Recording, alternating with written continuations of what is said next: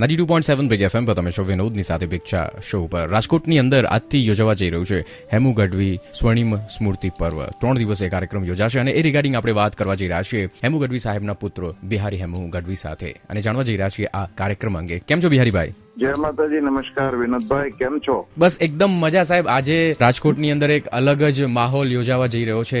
રાજકોટની અંદર જે આપણા લોક ગાયક એટલે કે તમારા પિતાશ્રી હેમુભાઈનું જે સ્વર્ણિમ સ્મૃતિ પર્વનું આયોજન કરવામાં આવ્યું છે, તો આજના દિવસની વાત કરીએ. આજથી કાર્યક્રમની શરૂઆત થવા જઈ રહી છે. 3 દિવસ વિવિધ કાર્યક્રમો યોજાશે, તો તૈયારીઓ કેવી છે અને શું કાર્યક્રમો યોજાશે 3 દિવસ સુધી અને કોણ કોણ મહાનુભાવો આવવાના છે? બસ વિનોદભાઈ, હેમુ ગઢવીના લાખો ચાહકો અને લોકસંગીતના દિગ્ગજ કલાકારો આ બધાના સાથ સહકારથી અમે ત્રિદિવસીય કાર્યક્રમનો શુભારંભ આજે આપણા ગુજરાતના રાજ્યપાલ શ્રી ઓપી કોહલી સાહેબના હસ્તે અને મોરારી બાપુના આશીર્વાદથી દીપ પ્રાગટ્ય કરી અને શરૂઆત કરવા જઈ રહ્યા છીએ. પ્રથમ દિવસે એટલે કે આજે સાંજે ઓપી કોહલીજીના હસ્તે દીપ પ્રાગટ્ય પછી હેમુ ગઢવીના 52-53 વર્ષ પહેલાનું એક રેડિયો નાટિકા કે જેના ગીતો ખૂબ પ્રસિદ્ધ થયા, દાદા હો દીકરી વાગડમાં ન દેશો રે સહી સંગીત નાટિકા કવળા સાસરિયા, એ રજૂ કરવાના છે.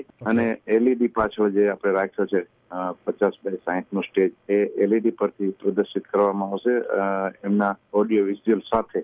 એ કાર્યક્રમ પછી હેમુવરની સાંજ એક જબરજસ્ત કાર્યક્રમ છે અને એ કાર્યક્રમ આખો હેમુ ગઢવી પર આધારિત છે. હેમુ ગઢવી જેટલા ગીતો ગાય અને રજૂ કરે આકાશવાણી પરથી એમના 10 વર્ષના કાળ દરમિયાન એમને જે લોકગીત, ભજનો અને જે એમને પ્રદાન કર્યું એના મૂળ સ્વરૂપમાં એ જ શૈલીથી અને એ જ રીતે કલાકારો રજૂ કરશે.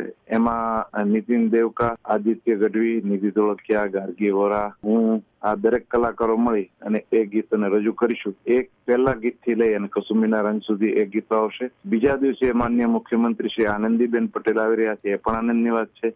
એ કાર્યક્રમમાં હેમુ ગઢવીના આયોજિત એક મેઘાણીની કથા પરથી હેમુ ગઢવીએ બનાવેલું આંખનું રતન એ પણ રજૂ થશે. અને ત્યારબાદ આપણા ભજન સંધ્યાના બધા લોક કલાકારો, દિગ્ગજ કલાકારો જે છે એમાં હેમંત ચૌહાણ, ઓસમાણ મીર, યોગેશ પુરીજી, લલિતાબેન ઘોડાદરા, ભારતીબેન વ્યાસ અને એ સિવાય બીજા દિવસે ભીખુદાન ગઢવી, ધીરુભાઈ સરવૈયા, કીર્તિદાન ગઢવી, દમયંતીબેન બરડાએ, આ બધા દિગ્ગજ કલાકારો મળી અને સ્વરાંજલિ અર્પશે. એટલે 3 દિવસે કાર્યક્રમ આજથી શરૂ થઈ રહ્યો છે અને આનંદ છે. આપ જેવા બિગ એફએમ એના તરફથી જે મીડિયા દ્વારા અને અમારા મિત્રો સુધી પહોંચાડો છે, પણ આપનો આભાર વિનોદભાઈ. બિહારીભાઈ, કઈ જગ્યાએ આ કાર્યક્રમ યોજાશે અને લોકો કઈ રીતે આમાં જોડાઈ શકે છે, થોડું ઘણું એ પણ જણાવો. મર્યાદિત સંખ્યામાં લોકો બેસી શકે. વરસાદનો આ મોસમ છે એટલે આપણે તેમ છતાં બને તેટલી સંખ્યામાં વધારે આપણા આમંત્રિતો બેસી શકે એના માટે આપણે એક વોટરપ્રૂફ ડોમ બનાવ્યો છે અને એ ડોમમાં